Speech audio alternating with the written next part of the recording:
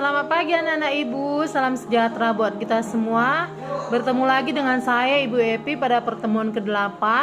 Harapan ibu, anak-anak ibu tetap semangat belajar di rumah, mengerjakan segala tugas yang diberikan dengan baik dan sungguh, sehingga nanti nilaimu akan baik pula.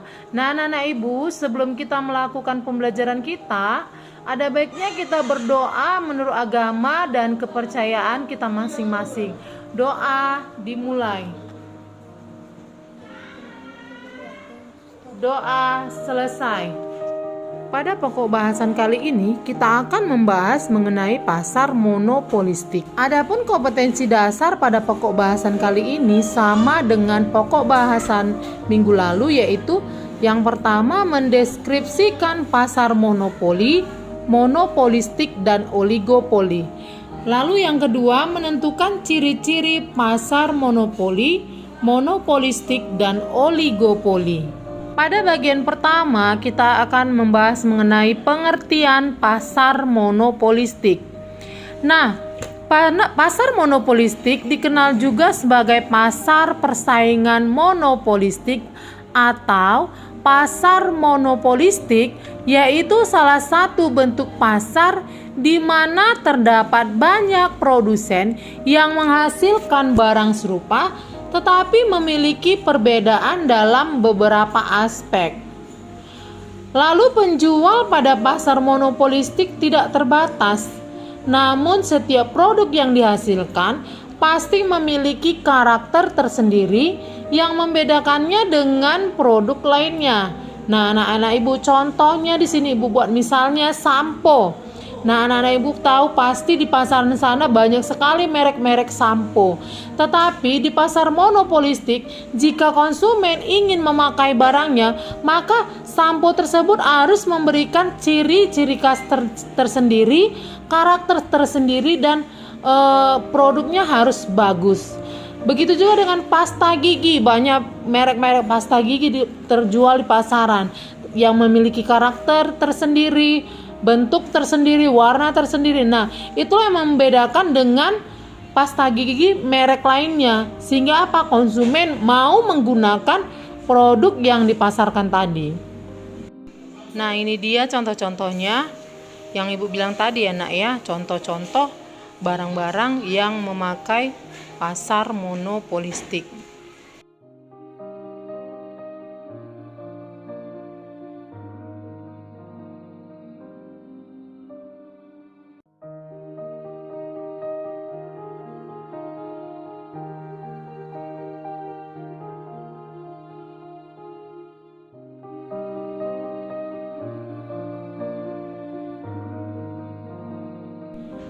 Lalu pada dasarnya, pasar persaingan monopolistik, harga bukanlah faktor yang bisa mendongkrak penjualan. Ya, berarti anak-anak ibu di sini, harga pada pasar monopolistik bukanlah faktor yang bisa mendongkrak yang namanya penjualan.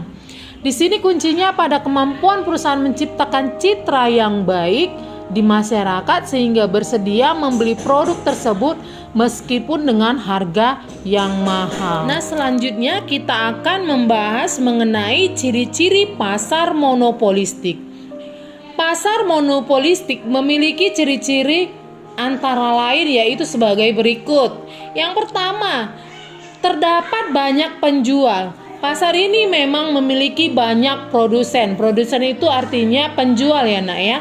Tetapi pasar ini tidak memiliki produsen sebanyak pasar persaingan sempurna, dan tidak ada satupun produsen yang memiliki skala produksi yang lebih besar daripada produsen lainnya.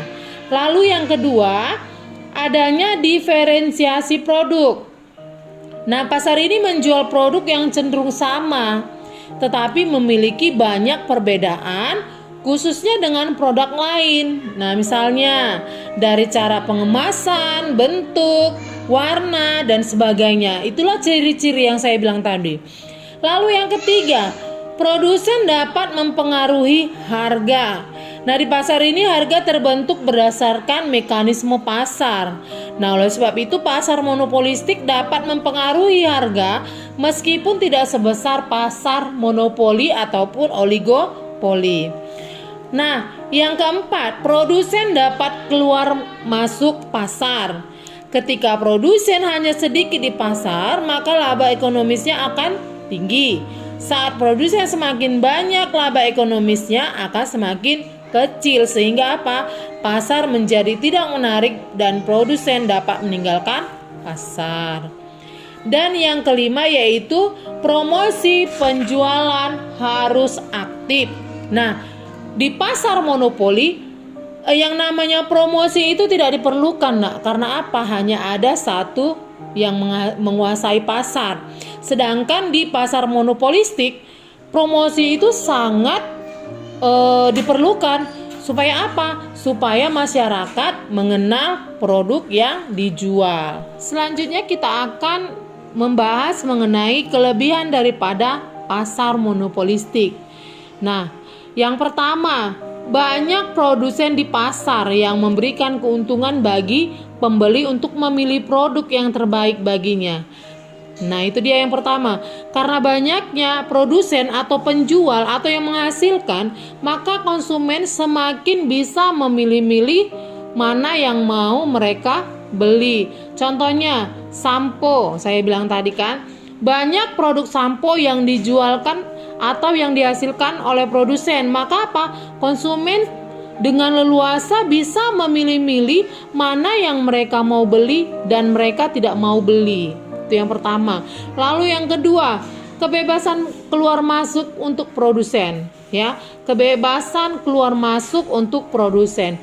Nah, ini mendorong produsen untuk selalu melakukan inovasi. Arti inovasi itu, nak, yaitu pembaharuan, ya, terhadap produk yang mereka hasilkan, sehingga hasil produknya bisa dinikmati atau diminati oleh konsumen. Lalu yang ketiga, diferensiasi produk mendorong para konsumen untuk selektif dalam menentukan produk yang akan dibelinya, serta dapat membuat para konsumen loyal terhadap produk yang dipilihnya. Dan yang terakhir yaitu pasar ini umumnya mudah untuk dijumpai oleh konsumen, sebab sebagian besar kebutuhan sehari-hari tersedia di pasar ini. Jadi pasar ini mudah dijumpai, ya, nak, ya. Dan hanya menjual atau hanya menyediakan kebutuhan sehari-hari yang dibutuhkan oleh selanjutnya konsumen. Kalau tadi kita membahas mengenai kelebihan pasar monopolistik, sekarang kita akan membahas mengenai kekurangan pasar monopolistik. Nah, pasar monopolistik ini memiliki 3 kekurangan. Yang pertama, pasar monopolistik memiliki tingkat persaingan yang sangat tinggi, baik dari segi harga, kualitas maupun pelayanan. Sehingga apa? Produsen yang tidak memiliki modal maupun pengalaman cukup akan cepat terlempar dari pasar ini. Lalu yang kedua, dibutuhkan modal yang besar untuk masuk ke dalam pasar monopolistik, sebab permainan atau pemain pasar di dalamnya mempunyai skala ekonomi yang cukup tinggi. Dan yang terakhir, yaitu pasar monopolistik mendorong produsen untuk selalu berinovasi terhadap produk-produknya, sehingga akan meningkatkan biaya produksi, ya. Karena kita produsen mau berinovasi, itu memungkinkan untuk meningkatnya biaya produksi yang nantinya berimbas pada harga produk yang harus dibayar oleh pembeli. Demikianlah pembelajaran kita pada pagi hari ini.